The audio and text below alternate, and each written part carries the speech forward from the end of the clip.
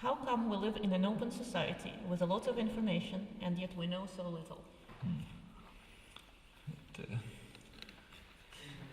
I understand. Sorry. How come we live in an open society with a lot of information yet we know so little? Actually, add a little personal touch. About 25 years ago, I was asked by a publisher to write a book.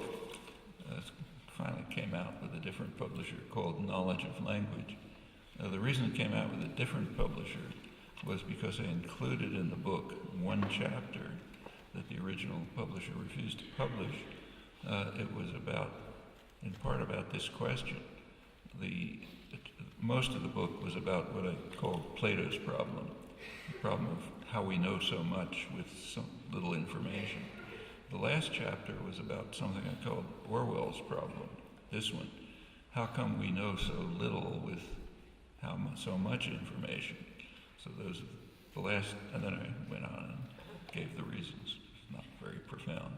The publisher wasn't going to allow that, so we got to know little. But the answer is straightforward. It's the kind of thing I was talking about. I mean, there are concerted efforts to make sure that you know very little and understand very little, which is even more important, even with so much information about. So when you go to school, you don't read about the first 9/11. You don't read about Reagan's war on terror. You do read about Solzhenitsyn and Havel and others, and about our courage in supporting them, but you don't read about the Jesuit intellectuals, or the war against the church, or the effort to destroy the attempt to bring back the Christianity of the Gospels. Those are things you just don't read about. They're there, you can find them. We live in open societies. You can go to the library and get the information about them, but it's a research project. And that's conscious. Partly it's internalized by educated people. You're kind of brought up that way yourself, so that's the way you see things, and it's more convenient, and so on. And if you break out of the mold, there are difficulties. In our societies like ours, the difficulties aren't very severe, but they're there. And it's easier not to face difficulties. It's easier to come to believe what it's convenient to believe. So these various factors, some quite conscious, others just sort of normal human reactions, lead to a situation in which there's tons of information out there, but you don't know it. Or if you know it, you don't understand it. Several people are asking you to express your opinion on the Wiki Leaks. Well, the Wiki Leaks, I'm often asked, do I think Julian Assange was a hero or a devil? I don't think either. I think it's just a person doing his civic responsibility. It's a civic responsibility to help people know and understand what power systems are up to. They don't like it, of course, no matter what power system it is. They'd rather have their workings be secret from the public. But what right do they have to keep their workings secret from the public? Technically, they're supposed to be our representatives. We should know everything they're doing. You can imagine there might be some cases in which information has to be kept, in which there's an argument for keeping information secret. But you have to make the argument. The burden of proof is always on a power system that says this has to be secret. Maybe sometimes they can meet it. So, for example, take the Pentagon Papers, which were a very rich store of information.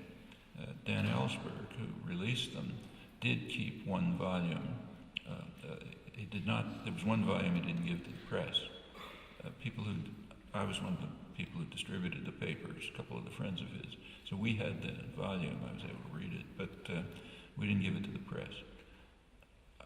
I wasn't convinced that was necessary, but made some sense. The volume was about negotiations, and there were ongoing negotiations. So if you took the negotiations seriously, and frankly I didn't, then it would have, there's an argument for not releasing it. It might disrupt the negotiations.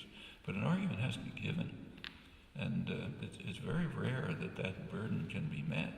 It's kind of like the burden that has to be met by any authoritarian or hierarchic institution. It has to justify itself. It's not self-justifying. Take a look at the Wiki Leaks. I think I can't think of anything there that there would be any argument to have suppressed. And there's a lot of interesting material, very interesting. Maybe the most interesting material, at least to me, is what it tells us, what the WikiLeaks tell us, not about governments, but about our own intellectual communities, the communities that we live in, the educated sectors, the cultural elite, if you like, the press, and so on. And what it revealed is extremely interesting. And it's even more interesting that it hasn't been noticed. It's pretty transparent. I suppose the Dutch press was much like the English language press. In the English language press, what it got the most attention, big headlines and everything, was that the Arabs support us on Iran, crucial issue. And a lot of excitement, this shows how we're doing the right thing. Even the Arabs support us, strongly support us. Well, take a look at what came out in WikiLeaks about that. What came out was statements by Arab dictators. They allegedly support us. But what about the Arab population? Actually, there's a lot known about Arab public opinion. It's not reported, at least in English. Maybe it was reported here, I doubt it. But a lot is known about Arab public opinion. There are recent polls taken by the most prestigious U.S. polling organizations released by major institutions, Brookings Institute in Washington, others. And what they say is quite interesting.